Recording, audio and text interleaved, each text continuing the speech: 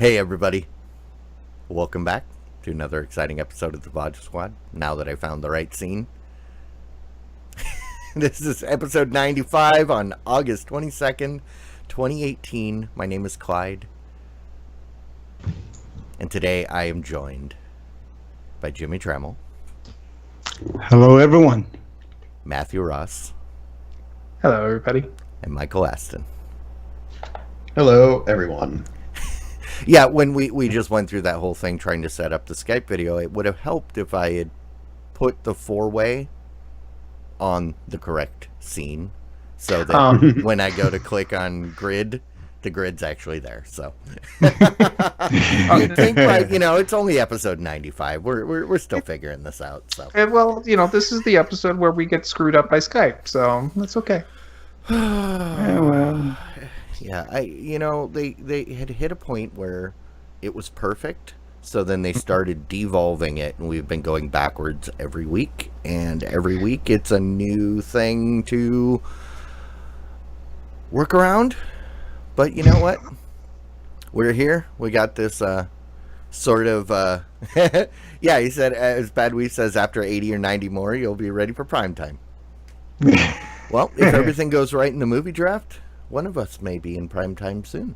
What? What's going on? Jimmy, you're just back from the Keys. Did you get one of those signature lime pies while you were down there? Key lime pie? Not this time. Didn't have any of that, but man, some really good food. I tell you, if you want to have some good Florida lobster, Key West is definitely a place to go. I mean, almost every other restaurant there serves it. Right? If you like seawater cockroaches, go to the Keys. You know what? That's what they are, and they are delicious. Yeah. Yes. So. Rock on. What about you guys? You guys are, settling into your places? Mike and Matt in your purple room, and Mike in his yellow room? Yeah. Settling in as much as I'm home. I've been sick quite a bit lately. Now I have pneumonia, so hopefully I won't hack through the whole show. No, if you're getting pneumonia, that's not good. You should take care of yourself, dude. Are you making sure you get lots of rest and laying down and making sure you're not doing too much activity? I spent most of the last week in bed because I had kidney stones. But the last trip to the hospital, they did an x-ray and they were like, oh, also you have pneumonia. That cough that you think is just allergies isn't just allergies. Well, it's a good thing you went to the hospital then, right? What? So, I guess it's a good thing you went to the hospital then, right? Yeah, exactly. And Mike, is good to see that you're keeping the pharmaceutical companies in business. Keeping the hospitals and pharmaceutical companies going good, yeah. I always find it funny that the people that get pneumonia are usually in the hottest areas. Like, it's been 130 there in Austin? Oh, not quite, but yeah, it's been plenty warm. Most days it's been at or above 100, so. Yeah, because that's the thing that you normally attribute to pneumonia is extreme heat. Extreme heat, yeah. Yeah. All right. Hey, what do we got? What do we got to talk about this week since we're just now getting started? we got some news to talk about. Why don't we start with the story about Amazon, who is pulling a Netflix and looking to possibly buy a movie theater chain. In fact, they're looking at the exact same theater chain that Netflix was also looking at, Landmark Theaters.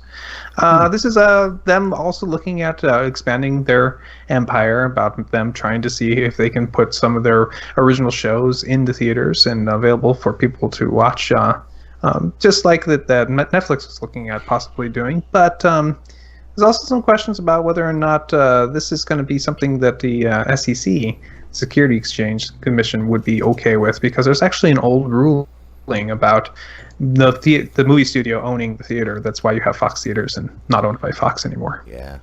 But, I mean, that ruling it's ancient, convoluted, to say the least. Yes. It's not cut and dry. If you own production, you can't.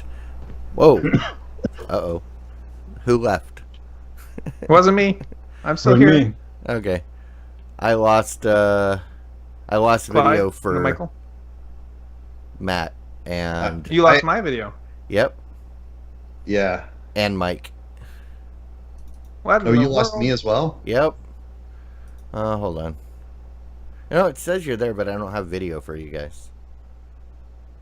Maybe just to reinitialize the video.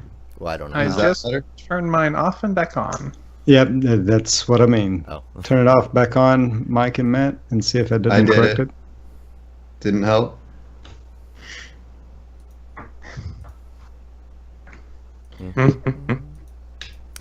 Okay, this is great. I turned my See, video this- off. Woo! Now we lost Clyde. Yeah. There we go. Ladies and gentlemen, our video show just turned into a podcast. Well, and the sad thing is everybody's going to have to look at my face. And Oh, no. nobody wants that. Yeah. Or we can just do a whole bunch of pieces of Jimmy. Yeah, Well- Jimmy, you look great. Okay, here is Hey, the Maybe I thing. can. I can't get Matt, I can't get your video in the main screen, but I see you in the preview on my second monitor. Did you double click on Jimmy somehow? Sometimes if you click on, I Okay, was 'cause if you- on the other. Oh, I don't want to share my screen. I was on the other monitor. click on Jimmy again. We're just to almost see. at 100 shows, and we look like we've got the experience, don't we? Yeah.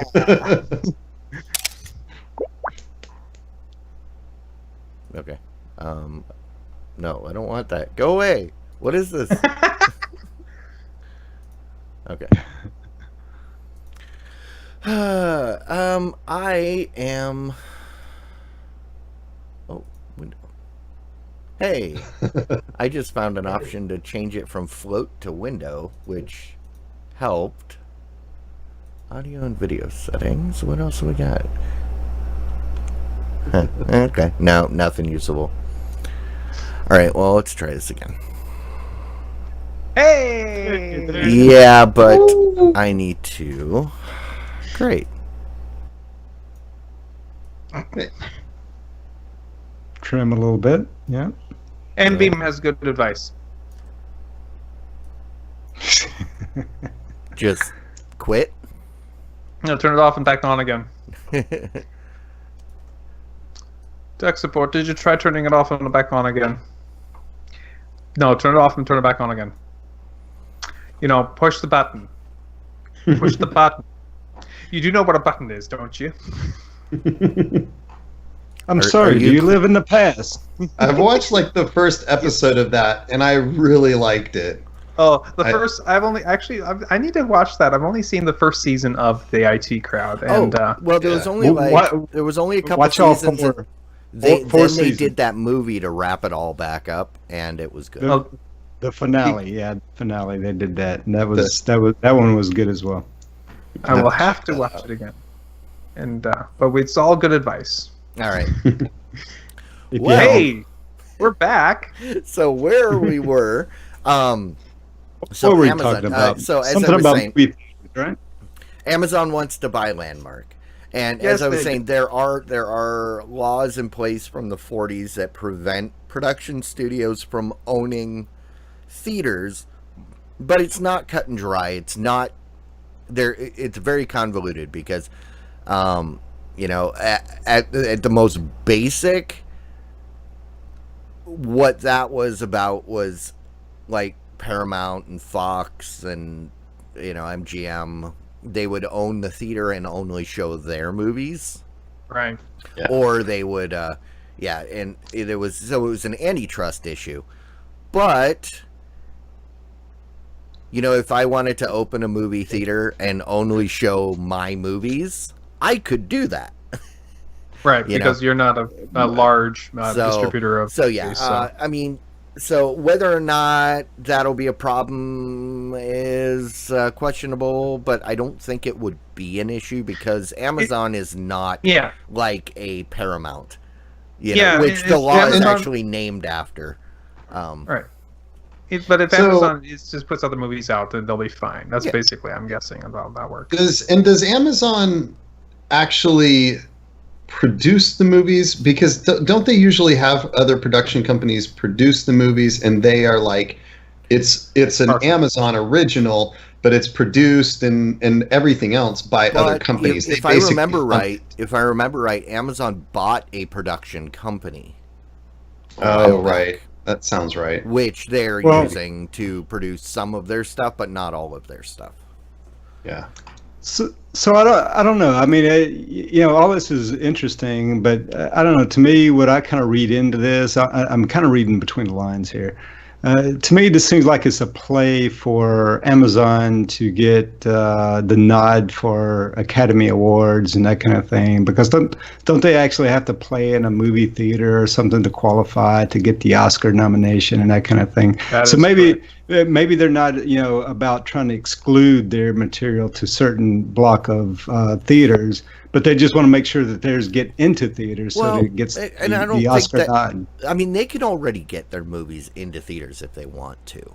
I Yeah. think this is more of a just seeing an opportunity like they did with Whole Foods and expanding their empire into other physical things. Because like Yeah. Landmark is all over the country. I don't know if have any of you been to a Landmark? There's I a don't think Landmark so. here. It was the only one that I didn't realize it was a chain until this story, which is it's an old movie theater, historic movie theater from like probably the 50s that was recently within the last 10 years was completely renovated to back to its former glory. So it's a single screen theater, and you have to hang out in the lobby while other people finish up their movie, and it's the old time, you know, nostalgia theater. And a lot of them are that way. So it's not like they're buying they would be buying big multiplex places.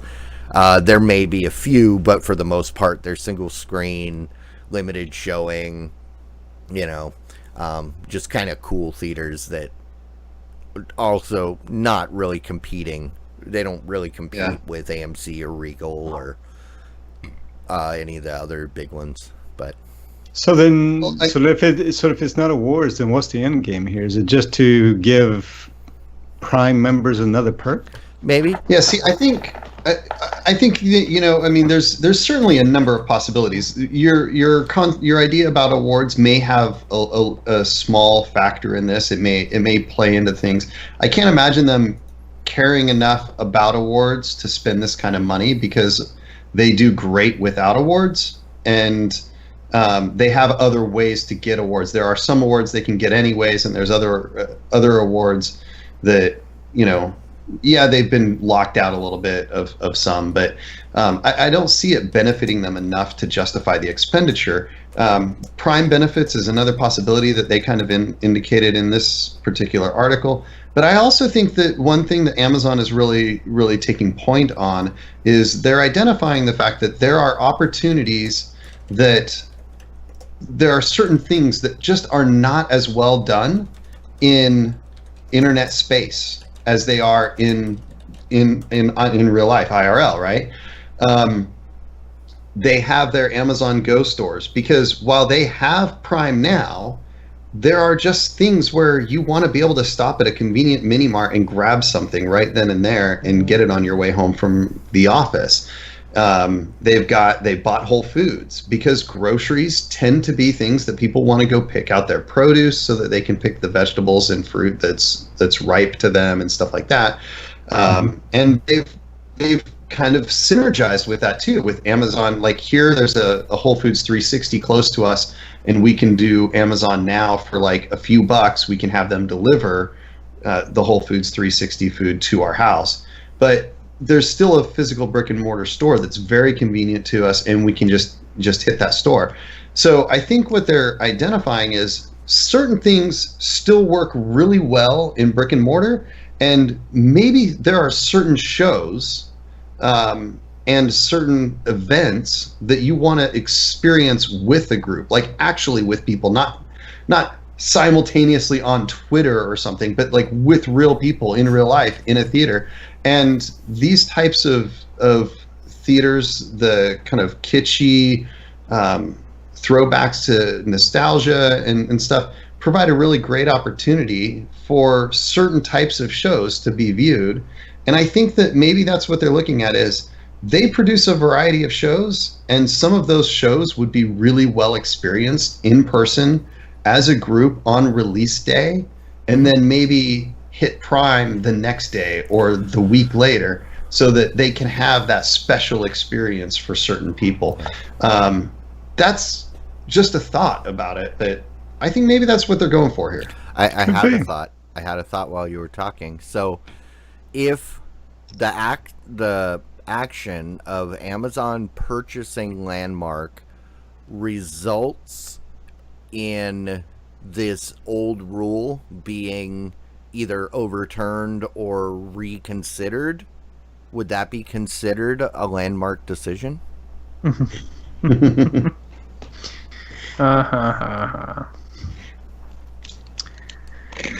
All right, moving on. We're gonna, we have a story about Netflix. They've decided to do what they said they were going to do. They have officially turned off all comments and reviews on all their shows. Basically, they said they were going to do it. Now they've done it. Now I have to know one simple thing. Is this something that Clyde likes, or is this something that pisses Clyde off?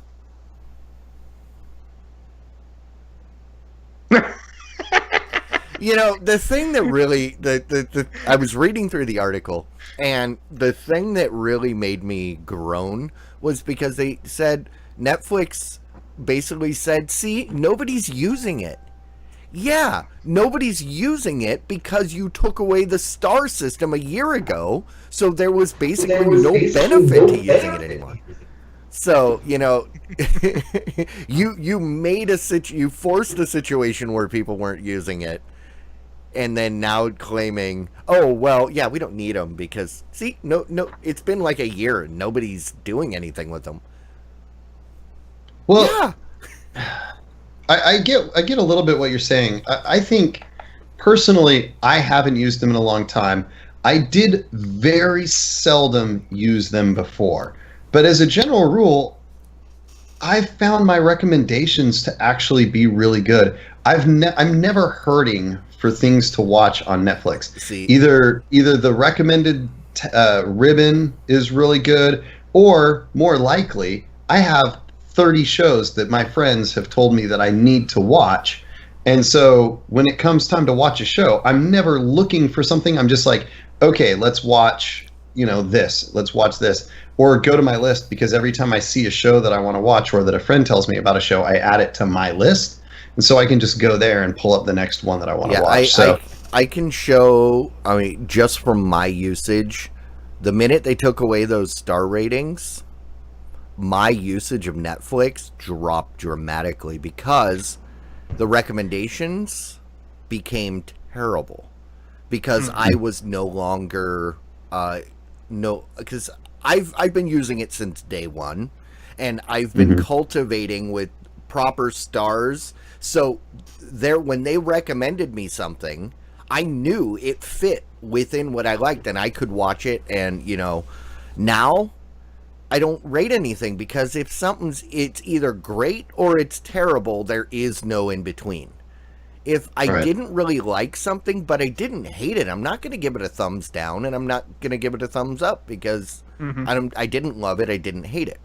And because of that, the recommendations have just been getting terrible, and so now I never know what to watch, and finding stuff has become really hard too because I don't have a good, with the star system, it would show you in like red what it thought you would think.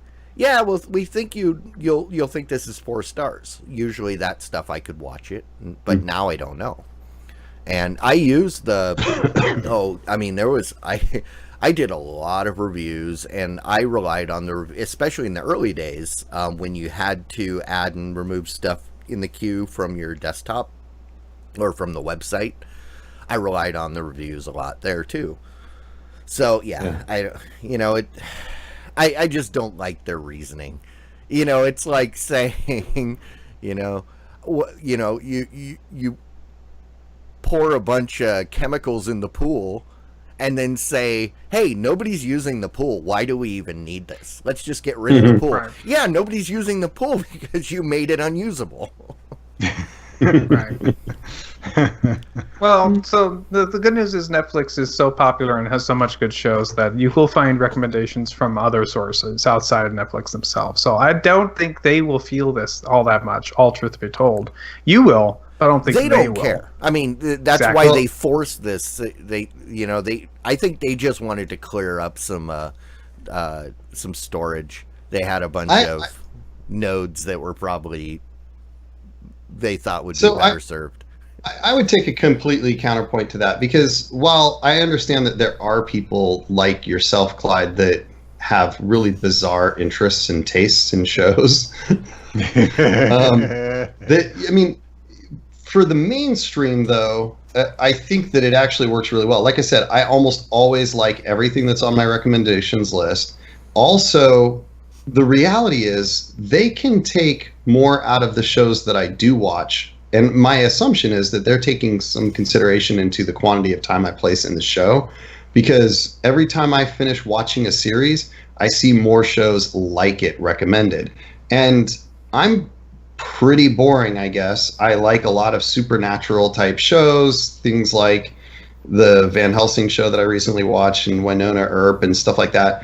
I like a lot of that stuff, and it just keeps recommending it. So it's hitting it out of the ballpark for me regularly based on my viewing habits rather than my ratings, because I haven't rated anything since the star system went away pretty much at all, because I'm on the same page as you. Thumbs up or thumbs down is just too binary, and I'm not really interested in most of the time in rating something either yeah, it's great or I hate it. So I just stopped rating things after the star system went away, but my recommendations still are very consistently good.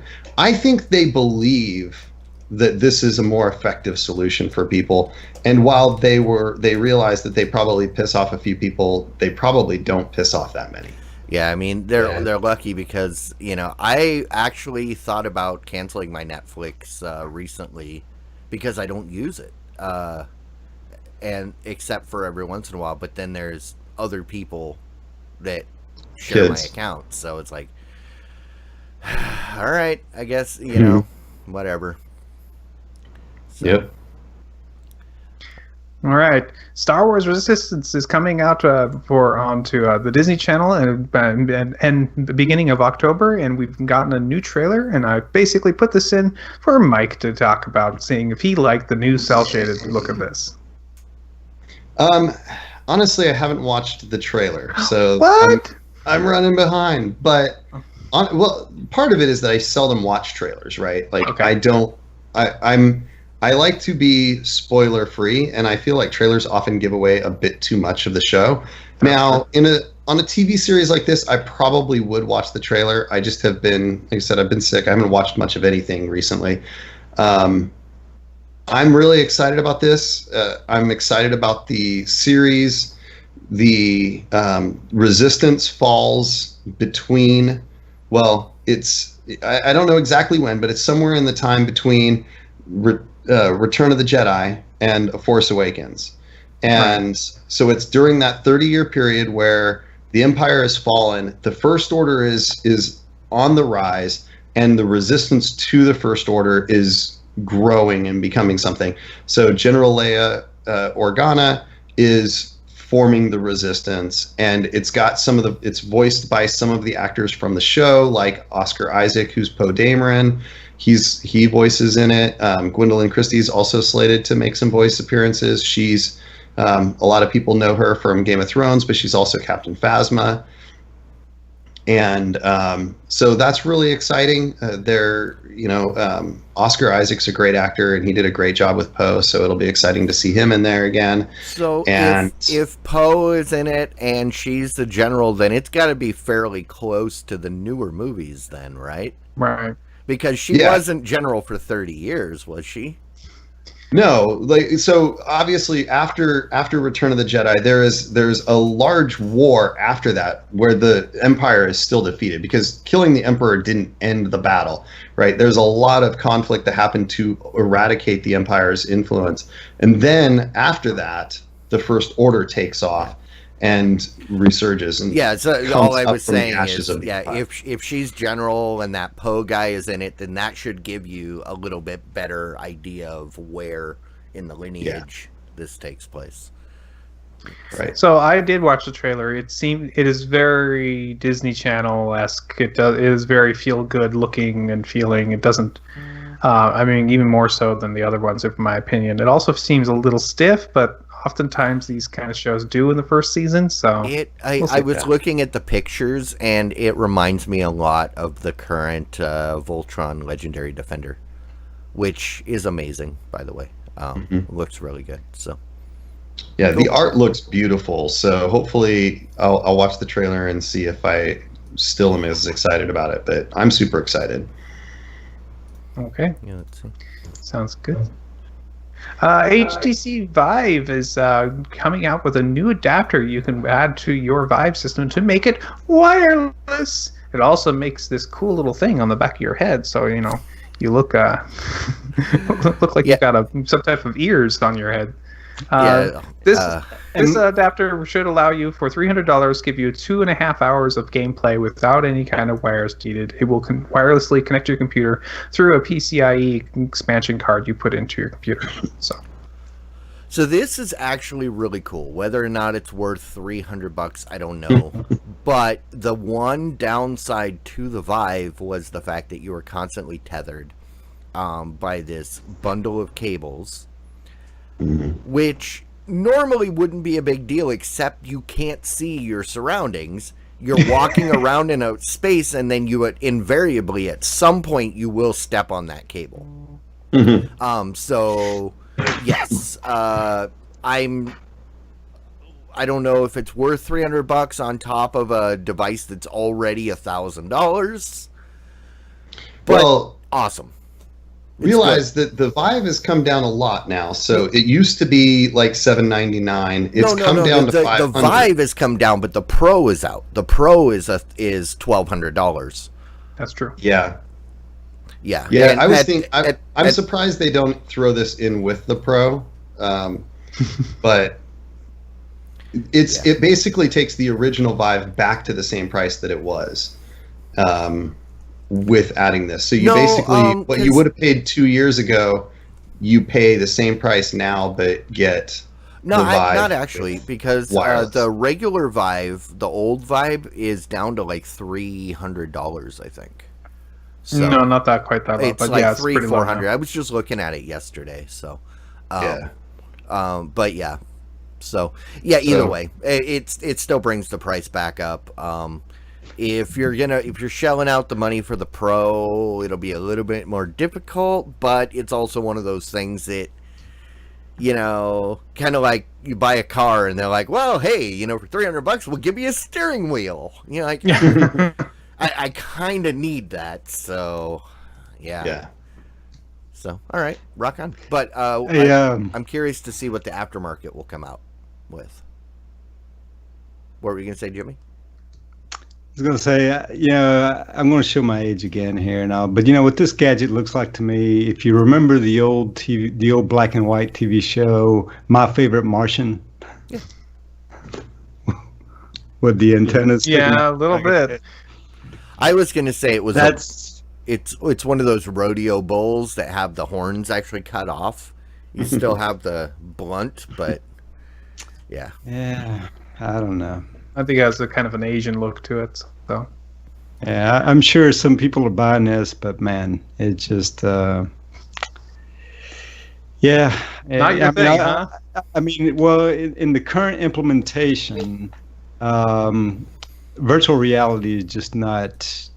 I don't know. I just don't like the current implementation of it. I think the promise of it is there. I certainly see that, but the current implementation of virtual reality, I just don't see it. But have you had a chance to try the Vive yet?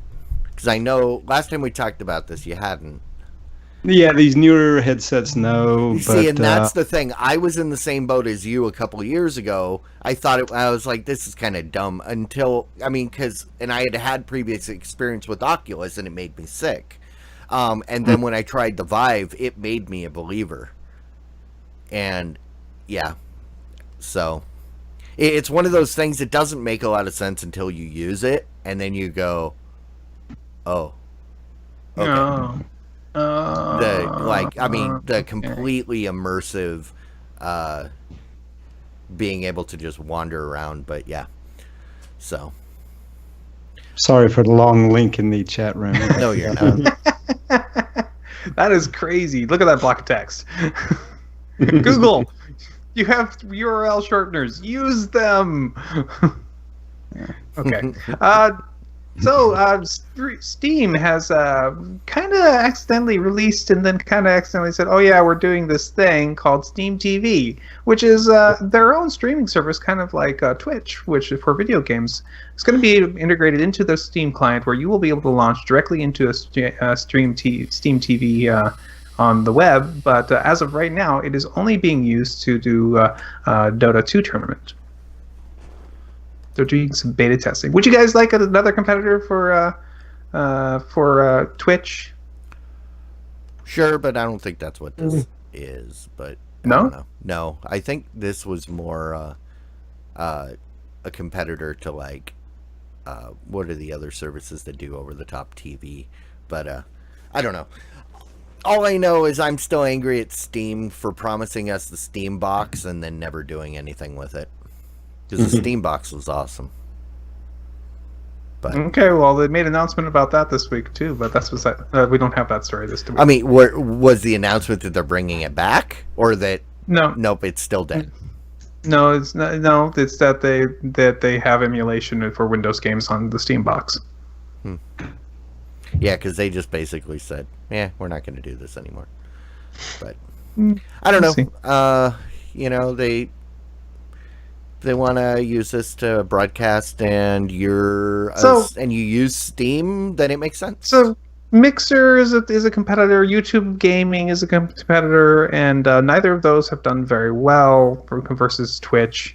Twitch is basically the place to go. I could now if you get Steam and Valve in there, and their infrastructure and their how they are integrated into the minds of people who play these games. If you make it easy to launch and make it easy to run and put a stream on there, this could work. Well, yeah, and I mean, because the disadvantage that Mixer has is that they're a third party, with the exception of Windows Gaming. But most people that are Windows Gaming are playing within a client like Steam, and right. Steam is, pretty much the largest, one of the largest sources of games. For the Windows users. So, if anything was going to rival Twitch, I would say this would have the highest potential, because if you make it easier for the people to launch games and stream natively from within the same app without having to run, a whole bunch of different other applications that, as we all know, are great on your CPU and drives and memory. Yeah, I mean that. I think they'd have the best shot. Whether or not they're going to do that, who knows?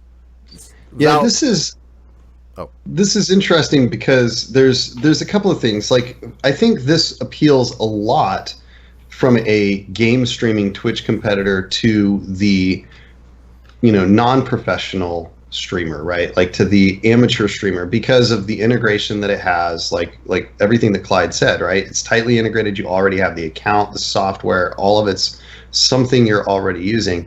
The complication there is that from a professional standpoint, most of the people that are running Twitch streams professionally or semi-professionally have separate hardware for their streaming, because running a streaming system on the same hardware that you're running a video game is really super demanding, and even high-end PCs really struggle with that. So it really works well for the amateur. But what I think is really interesting is how integrated and well this works for the consumer, because again, as a person that loves video games, I probably am already using Steam, have a system, and this includes the ability to DVR, so you can rewind and rewatch that awesome, headshot or whatever. You can, chat and have conversations. You can create custom chats. So it's really got some cool features that I think they've thought a lot about it.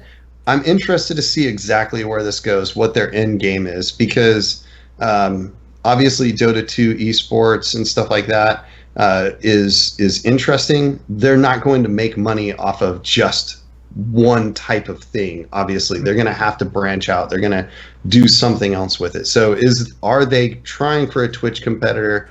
Are they trying for the amateur solution, something that's easier than Twitch? I don't know. We'll see in the next few months, I suspect, what the end game is for this. But I think they have a real shot because of the synergies that they already have. Yep. All right. JBL's Android TV soundbar, the one that I talked about, I believe is CES, they announced it. They now have a date. We talked about it a couple weeks ago. Okay, at least a couple weeks ago. It's going to be coming out in October for a grand total of $400. But remember, this is the one that it has a Google Assistant and a Chromecast built right in, so it is an all-in-one solution for your TV. Yeah, I don't think I'm going to be spending $400 on that. Well, if for the room that's your theater room, and you wanted to put a sound bar on it, maybe not a really something really big and impressive for a speaker system, but you wanted a sound bar, it's expensive for that. But if you wanted one in your room and you wanted a sound bar and you wanted to be able to do your Chromecasting off of it, and you wanted to do your Google Home off of it, that whole integration, it sounds a little bit better, but there's still one not word great. in there. There's one phrase in there that causes all the problems. You have to want a Chromecast. Yeah, I can't stand the Chromecast, so that's what really kills it for me. You choose whatever you want. No, that's why I say when for you want the me, cast. there's somebody out there that this is going to work, and awesome, Sure. awesome. Yeah. I don't want it. I think if you're in the Google ecosystem, then I think this would be a good, and you want like the true home theater sound, I think this would be a good buy. But if you're not in that Google ecosystem, then it wouldn't be for you. My mistake. I was incorrect. It's not a Chromecast that's built in. It's a full Android TV. Oh, then in that case, then it's a lot more interesting. Yeah, no, I was going to say, because I'm not a fan of the Chromecast, because you have to it requires you to use a different device, where I like the Android TV. If it's got an actual Android TV in it and it's $400, I mean, you're going to pay like around $100 for an Android TV by itself, and then for a good Android TV, and then another $200 for a soundbar. Okay. Yep. $100 for I a can Google see it. Home.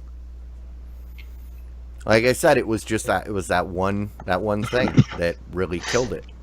So this is interesting. I'm curious how well it's going to be. If I'd be interested in buying one when it gets on sale, or maybe a Christmas present. I don't know. Mm-hmm. Maybe.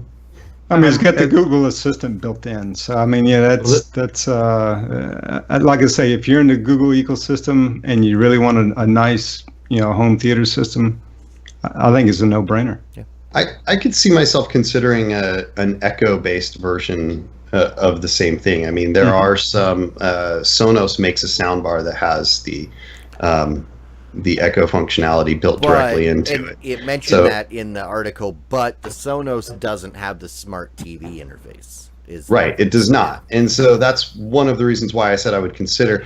I use the Cube, which has the Echo functionality built into the Amazon Cube, and it has a lot of that same kind of functionality, but it doesn't have the sound, so I still need a sound bar. So I could imagine wanting something like that. I'm not 100% sure that I would do it. I kind of like the separation of duties in some of those things, but it's definitely intriguing, and I would definitely consider it. So, if you're in the, like Jimmy said, if you're in the Android ecosystem or the Google ecosystem, Yeah. Drop it. So by we were $100 talking- and I'll probably get it. Yeah. 150, maybe I will. So Amazon Prime members, they have been getting on Twitch and enjoying ad-free experience. Well, guess what? If you're an Amazon Prime member and you are going to go to Twitch, you will no longer be getting ad-free. It looks like that they have decided to change the setup where the people who are streaming can still choose to show ads on their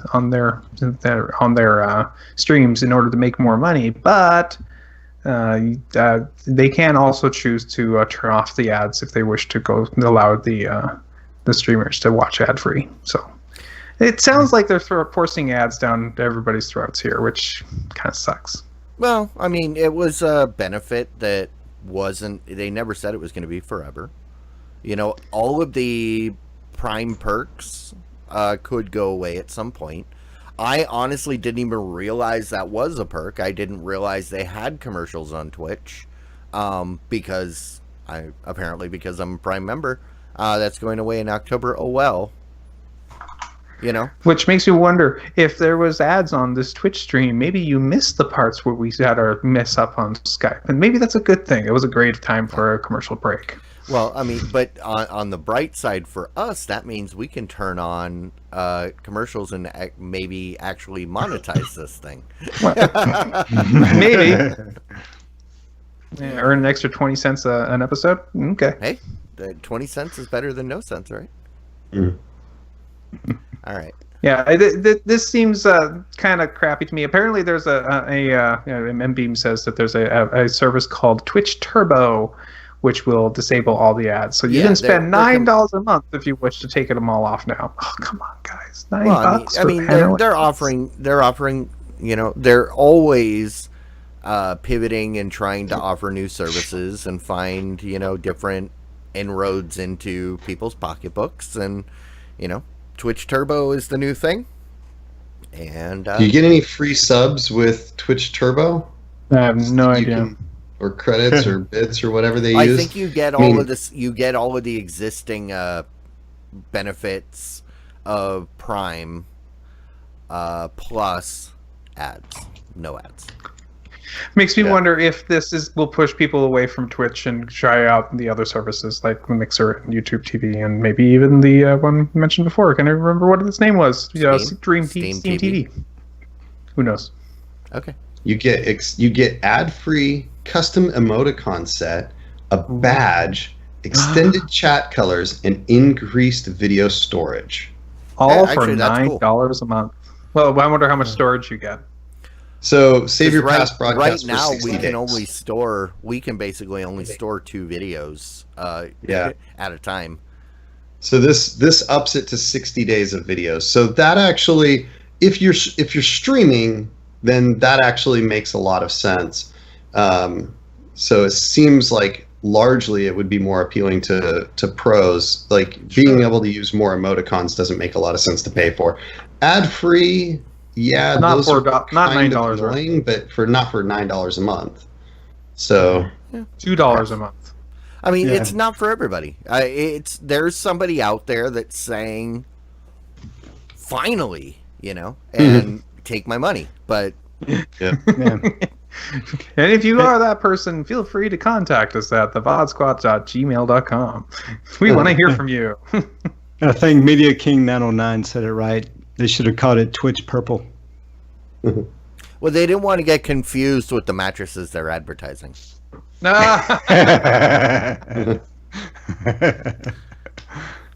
All right, what's up? So it looks like you can now use Amazon to order your CBS All Access. Both the tiers are now available. Both the with ads version and the version without ads are available on the Amazon channels on using the Amazon app. This means you can get it without ads or with ads. Both options are available to you without having to go ahead and use the direct CBS All Access app. Okay. I'm still waiting. Good. I was going to say, I think I was taking advantage of this without even realizing it, because I don't recall watching a lot of ads when I was using CBS All Access. So I'm sure that if there was an option to not have commercials, I would have immediately subscribed to it. It said that this was available for a while. The ad-free version at the full price has been available on the Amazon app. Now you can buy just the $6 version, which includes ads on the Amazon app. Yeah. So the cheaper option is now available. Okay, see, that makes sense. And, well, it makes sense why I didn't have ads. It also doesn't make sense why anybody would ever burden themselves with that. It's like signing up for a service and saying, yeah, I'll stand in the sun to watch my movies during your service. Wait, what's the price difference? $6 I like to torture for the myself. low end one, and what's the high I think end? it's like $3 more to get no commercials. And if you're paying the money to watch a service to get the shows, come on, just shell out the extra $3 for commercial free, because it's like torturing yourself. Yeah, that's totally worth it. I'm still waiting for CBS to come out with a show that will make me interested in spending the money. Yeah, I subscribed to them for like 2 months to get through Hawaii Five-0 and MacGyver, the new MacGyver show. And this is what I love so much about the system as it is, right? Like, I can watch the shows I want, and when I'm done, I can cancel. I'm paying for HBO right now to watch Game of Thrones, and I'll cancel in 2 weeks when I get caught up. Mm-hmm. It's great. Pay for what you want, and don't pay for crap that you don't need, like what we've always been doing most of our lives, is paying every month in and out this super high price for everything. That's why I subscribe to things some months and other things other months. Like I turned off Prime for about a month, and then I remembered, oh crap, I had to turn it back on the other day. But yeah, turn it on when you want it, turn it off when you don't. It's all good. It is a wonderful way to save a lot of money. So, all right, Netflix is trying something out. They're trying out a way of getting you to resub for your Netflix without going through the App Store when you're going through an Apple device. Basically, what they're doing is they're saying, "Oh, you want to subscribe to us?" In limited markets where they're trying this out, and saying, "Oh, instead of resubbing directly through the App Store, which will make Apple get their 30%." Go to this link on the website where you can re-sign up there, where they don't get their 30%. This is becoming a big story for just about everybody and everything. One way or another is looking at the different app stores and their 30% that they're getting out of people. And they're looking for ways to get around it. This is becoming a phenomenon that everybody is looking at. Now we got Netflix. We've had Epic Games with theirs on the Android store. This kind of negotiation for how much the different streaming providers get out of your different various apps and streaming services, it's becoming a big deal. I was curious about this because how many people are actually subscribing through an app store?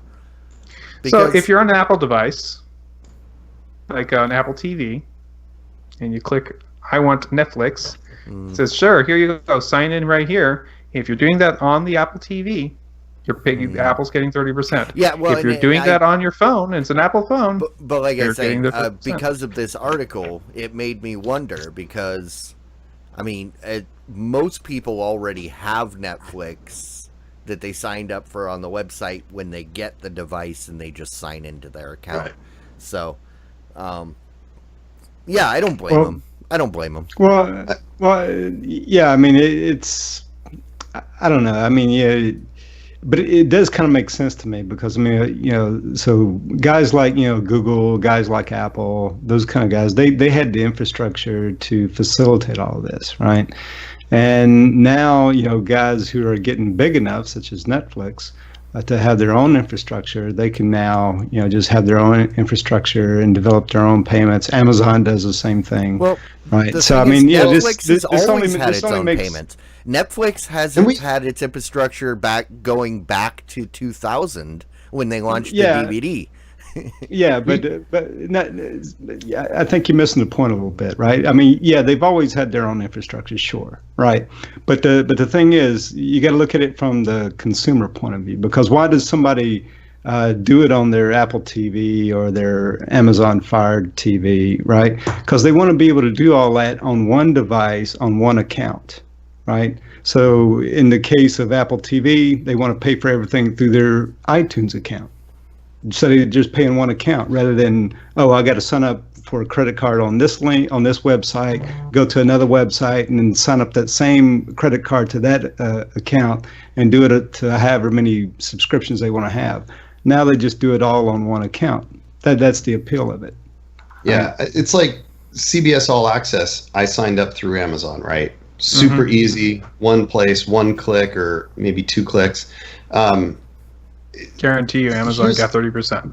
Yeah, so that's the thing. It's like, I love that feature and that ability, but I do think it's absolutely bonkers that these companies are taking the percentages that they're taking for these things. 5-10%, okay, but 30 is ridiculous. We had we talked a lot about this with the Fortnite discussion and Epic Games last week or the week before, and it all boils down to the fact that if you're trying to get your game out there and you're a small indie developer and Amazon's providing a really valuable, or Google or Apple are providing a really valuable service, they're providing a mechanism for you to get paid, a system for customers to pay you, a distribution system for your app, all things that would be very difficult for you. But if you're a big company like Epic Games with Fortnite, like Amazon or Google or whatever, it makes, or Netflix, it makes no sense for them to be taking a 30% cut when customers are clamoring for your product already. They don't need it doesn't need to be marketed. You're not providing a service to Netflix. They can do the merchant account themselves. It's already done, and it's cheaper for them to do it themselves. You don't need to provide the bandwidth for the downloads or anything like that.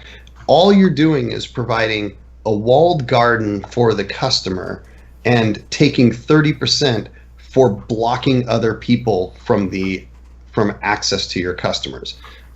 It's kind of highway robbery. So I feel like I love it when I see things like this, companies working around the system, because I think it's really important that these companies that are like Apple and Google and stuff realize that they need to work with their customers in a reasonable manner, and that's going to make the marketplace better for everybody. So if it's highway robbery, does that mean we need to get the Pinkertons involved? That's right. All right.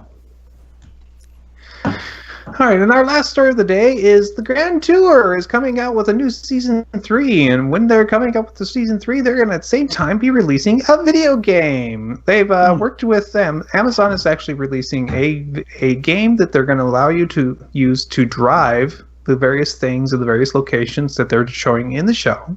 And instead of releasing one big game, they're releasing it in little pieces for you that correspond with each episode. And you will be able to get into the game and virtually drive the same cars in the same locations as your 3 most favorite weirdos and British yahoos. So when I first read this, I got really excited. And then I read the article like 4 times, and nowhere does it mention where the game will be available. I'm guessing it's going to be a Fire device only. Ooh, good point. Which means, if you're going to... It's either not going to be that good, or you're gonna have to throw down the money for the super high end Fire TV to be able to play it. Well, I mean, it depends on if it's just a marketing gimmick or if they really want to make some money off of it. If they really want to make some money off of it, then they'll make it cross-platform. Yeah, and I think it's just a marketing gimmick. But it seems reasonable that they would release it anywhere that you can utilize Amazon's Prime Video, right? Like, if I can watch the show on the device, I should be able to play the game on the device as well. Because I mean, I would be really surprised if this wasn't generally available in the Apple app and Google Play Store. And the reason I say that is because this is the kind of thing that would go really well with you playing on your phone while you watch the show. and There's also no mention anywhere in here about how much it's going to cost to play. nope. I suspect free. So it could be free with a Prime membership, which would be what you needed to watch the show anyways. So that's could be it is an interesting thought of whether or not it's going to be on mobile platforms or on the various TV devices, or hopefully there will be a version you can run on your PC, because that would be the best. Those are all questions up in the air. But I love this idea because the show does really feature a lot of very cool cars and very cool locations, and it if something really crazy happens in a certain point of the show, it'd be kind of cool to drive by there and see what happens, see what it's really like. I don't know. I'm curious if they recruited Gameloft to help them with this, because there's a game I've been playing for years called Asphalt 8 Airborne. I played it on the Android TV, and it plays really well on the Android TV because it was originally written for mobile devices. That being said, it is not a graphically stellar game, but it plays good, really good on the Android TV. And it does the same thing where you get new content in seasons. You go into a new season and there's new cars, new tracks, new challenges, kind of like what they want to do weekly. Yeah. It is Amazon Game Studios, apparently. So. Okay. All right. Well, if nobody else has anything to say about that, this is the time where we go and check in with the Big Voice Jay. Welcome to BT Movie Draft Minute, presented by DiamondClub.tv for the week of August 20th, 2018. I'm your host, Big Voice Jay. Deep down, I dream of a better tomorrow, where chickens can cross the road and not be questioned about their motives. Let's go to the scoreboard. Team Walking Drunk is in last place with $392.2 million. Team Game Night is in fifth place with $544.2 million.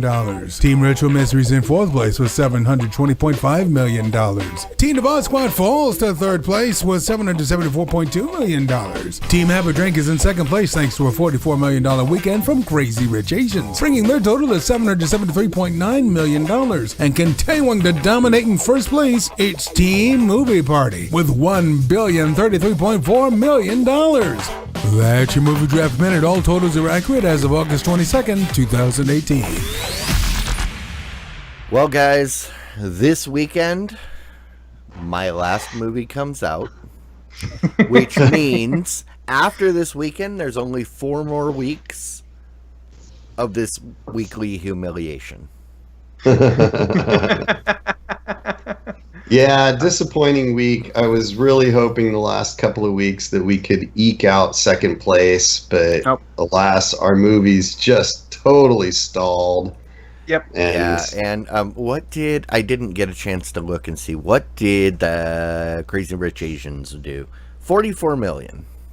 That's not bad. Not great, but not bad for this year. I mean, Super Troopers 2 only did 30, so yeah. That was more than I expected it to make, quite frankly. This has been a polarizing year. A lot of high dollar blockbuster shows underperformed dramatically. So it's really interesting how things turned out, and Not the summer I expected I mean, by any Ant-Man. means. Ant-Man only got 200.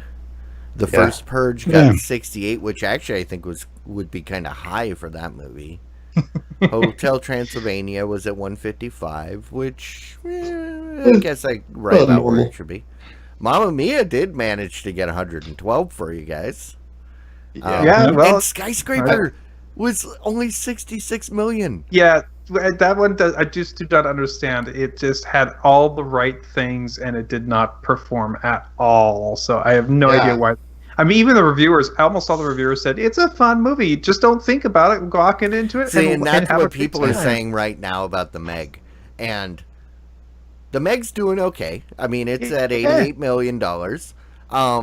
And I still say it's totally worth using your movie pass. Just go see it. It is fun.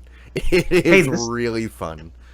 That's a thought. This is the first week in like weeks, maybe months, that we haven't had a story about Movie Pass. Well, it's because everybody's just kind of resigned It's to. all been said. Yeah. But Well, okay, so I want to now officially, without a doubt, congratulate you on your victory for Movie Party in this run, because with your movie coming out next week and probably going to prop you into to the $1.1 billion club, I'm guessing it's possible you might actually go up there. I've got more money coming in than in the main league. In the major leagues, their 1 billion leader, he's out of movies, and I don't think he has as much as me. So yeah, we'll see. I'm curious to see how far this train will go, because it's way further than I thought. I was thinking like 750, 800, and all thanks to Incredibles 2 basically performing twice as well as it should have. And Solo for you. Solo doing half as well as it should have, because it should have been flipped. I mean, they did exactly what they were supposed to, just flop. So rock on, and thank you. I'm looking forward to the next draft, whether I get to do it with you guys or not. If you went with them, you'd leave us behind? No. Well, I can't. Well, it's fine. Go ahead. Go ahead. But, I mean, no, we're not going to talk about that, because that's not anything that's set in stone or even approved yet. So, but yes. So here's to the next season coming up in a few weeks when they figure all that out. But all right. Well, this is the point then.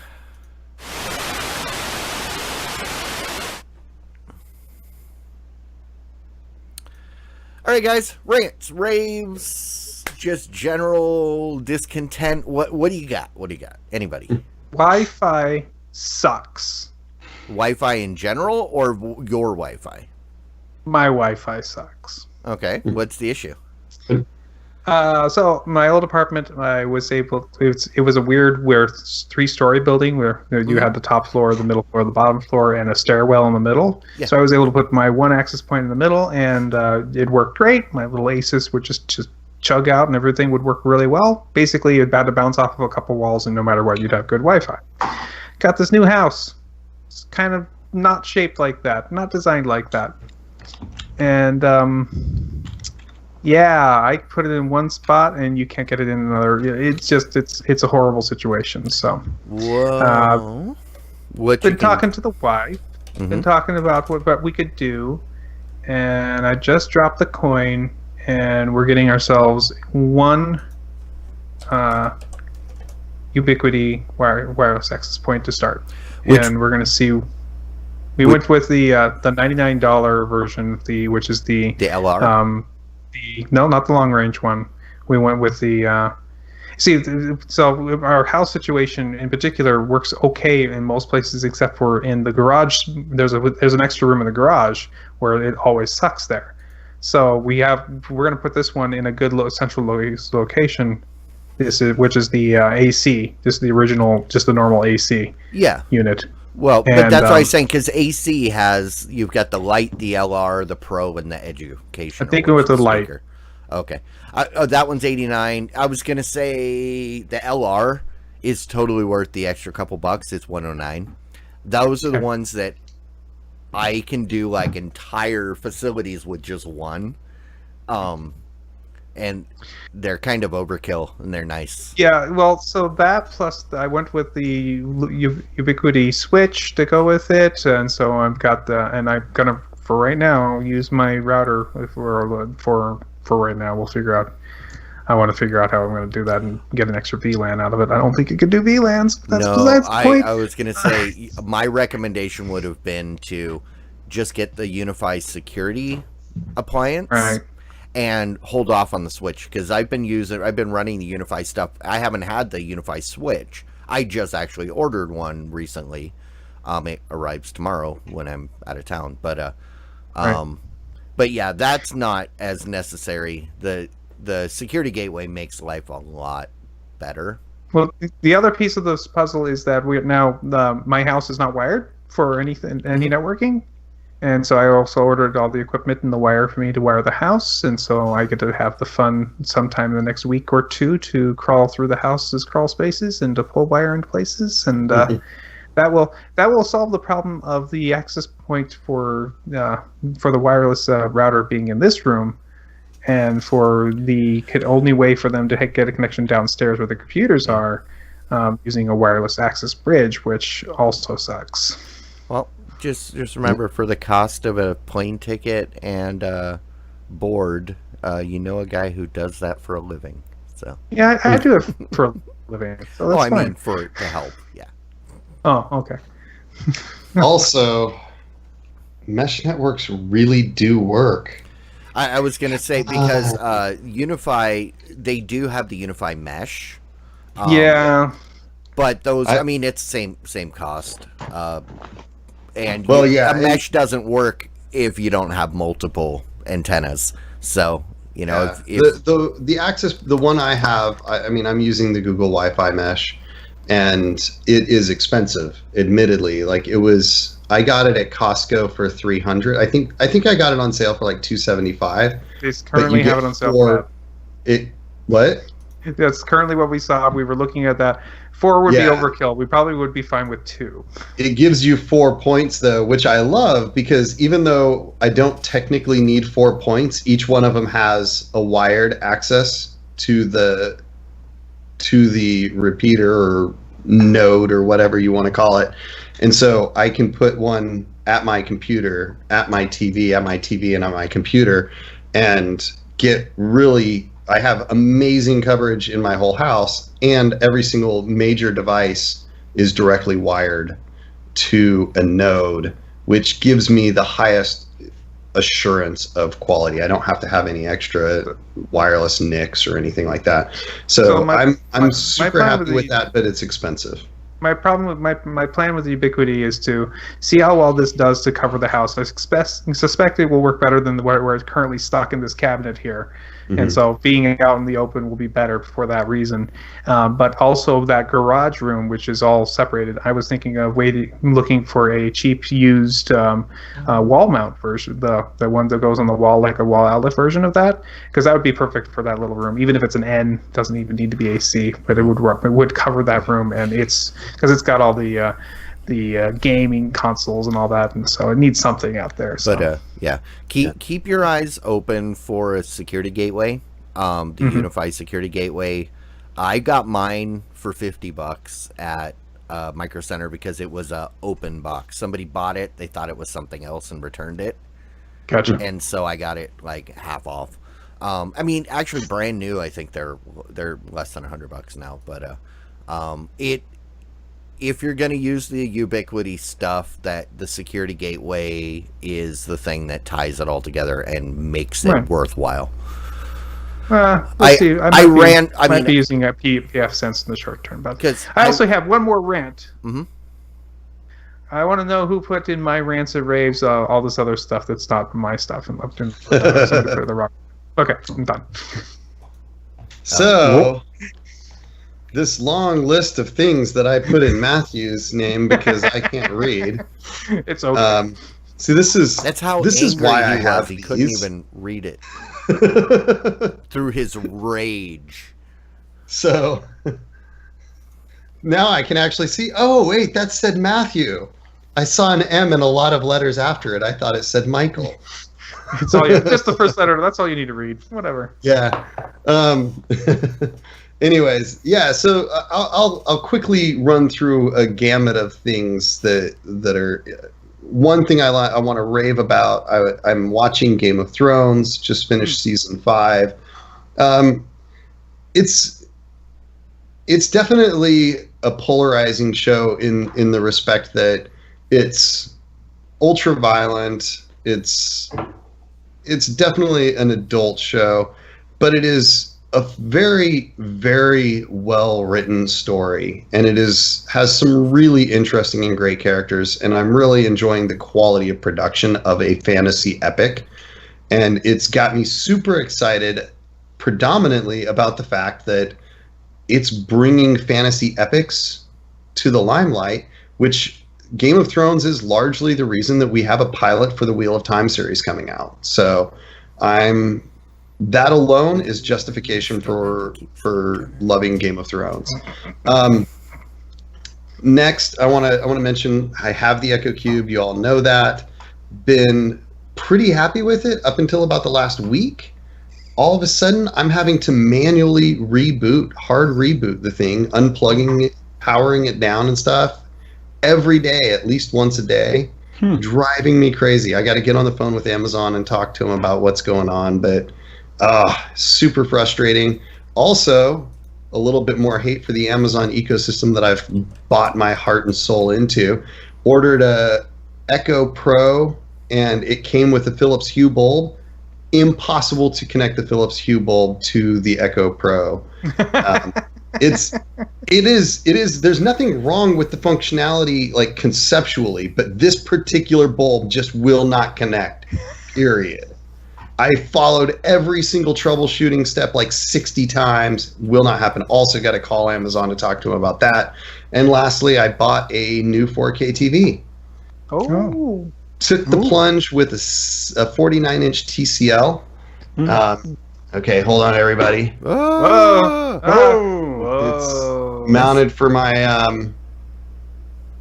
it's my movie room, my man cave watching experience. Sorry, the light's right there on it. So I get to sit here and watch on my TV here. It's super huge for this distance. Didn't quite realize how large a 49-inch TV was when you're only like 4.5 feet away from it. But it is a very good TV. It works really nicely for the price. I think I paid like $300 for it.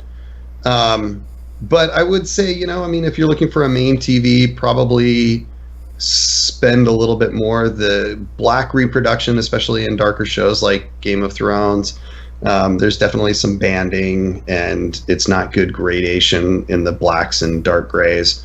But overall, it's got a pretty nice picture, and it looks really good the majority of the time, and pretty happy with it for what I paid. Very cool. So, Rock on. Jimmy? And so I'll go next. Matthew, for your Wi-Fi issue, I would recommend Eero. That's what I have. It's a mesh system, works really well. I too, before that, had the same similar issue out in the garage. That's where my wife works at. She works in the garage, and had trouble, having coverage out there.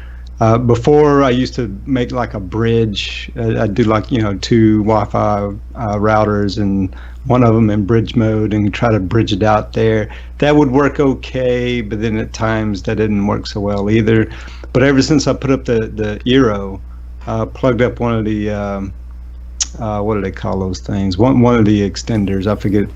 They call it an actual name. I forget what they call it. But once I plugged that out there, then not had any issue at all. It works fine, gives excellent coverage. Right, so I would recommend that. It is expensive. I think Michael was talking about it. It's, I think, to get the 3-piece set, it'll run you about $400 or something like that, right? But yeah, but the thing I will say is they have excellent customer support. I did try them out once when I first set it up, and they answer right away, get online with you right away, and very helpful and all that kind of thing. So you'll get really good customer support if you buy them. That's one of the things you'll get when you pay that price. Mm-hmm. So for me, I have been busy the last week or so I don't think I'm watching anything new all that much. Still watching Suits. Oh, the one thing I did do, because I am a cord cutter and I don't go to the movie theater much anymore, I did make a purchase of the Infinity Wars movie. Yeah. I have not watched it yet.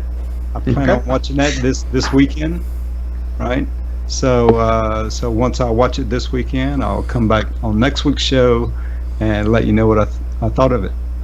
Clyde, you were Excellent. shaking your head. Oh, he said he hasn't seen it, and I haven't seen it, and I probably never will.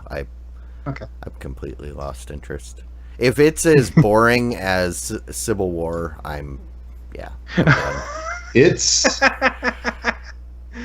I think it's Wow. better than Civil War. Personally, I thought this one was a lot better. But Yeah, I remember everybody raving about Civil War, and then I saw it, and I was just like, "Oh my god, is this Civil War something gonna happen?"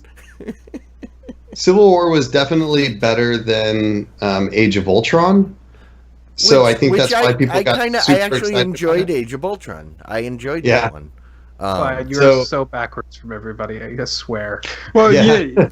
well, everybody downed Justice League, and all, to where I definitely didn't buy it, but eventually it came out on HBO, right, and or one of those premium channels, and I watched it on there, and I didn't think it was all that bad. I mean, I wouldn't say it was a great movie, but it was entertaining. Okay, so Infinity War, just without spoiling anything, if I were to say anything about it, you know how they have comedies and then they have dramas, the two types of movies? Mm-hmm. This is a drama. Then I'm not interested. I like the Okay. comedies. Yeah. That's Okay, why I then- loved then- Ant-Man. I loved Ant-Man. Ant-Man was I have liked Yeah. every Thor movie. Thor Mhm. was actually what got me into these. the I first didn't one was know- actually very, very good. The second one could I have been liked the better. second but one. it's I okay. liked the second one. But yeah. Ant-Man was Thor. I didn't know. outstanding. I didn't know what Thor was other than the mythological until I saw the first Thor movie, and then yeah. So I don't know. But I guess for me, I'm getting on a plane tomorrow. Where are you going? I got to take my dad out to San Diego for the weekend. I flirted with the idea of picking up an Oculus Go for the trip. And I found out they had them in stock at the Best Buy down the street. I was getting ready to go get one, and then I remembered I'm not flying by myself. I'm flying with my dad, and he's going to probably want to talk to me. Mhm. All right. Buy two. So I didn't buy Here it. you go. See, and the worst part was because there's a 4K TV I keep flirting with. There's a Hisense. It's the 8 series. So up on the higher end of the lower end TVs. $350 for a 55, 4K, and I keep going. But then I said, oh no, I don't need that because I want to get this Oculus thing instead.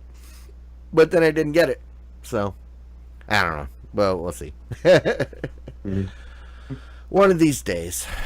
But yeah, so that's about it for me. So I guess if that is it for all of us, why don't we call this thing a wrap? Thank you guys for coming out. Those of you that are still with us, still watching, thank you for sticking around through the technical difficulties at the beginning and the technical difficulty we call this show. For those, if you're catching this for the first time, either here on Twitch or on YouTube. We do this live every Wednesday night at 9 p.m. Central. We are at 95 episodes. We're fast approaching 90 or 99 and 100. So, we want to do something special for 100. If you have any thoughts, something we should do or something we definitely shouldn't do, give us a shout. I've got a couple ideas that we need to talk about as a group, but probably ought to keep the list of things we should do, because the shouldn't do list would just be way too long. Yeah. Well, okay. If it's something that we shouldn't do, and it's pretty obvious that we already feel that way, you can leave it off. But if it's something like Clyde shouldn't wear plaid, I mean, put it on there, because I like plaid and I will fight you. So you got any ideas, any thoughts? Send them our way. And then I guess until next week, I bid y'all adieu. Later. Thank you. Stick around for the after show. We'll pick some titles. Bye. Diamond Club hopes you have enjoyed this program.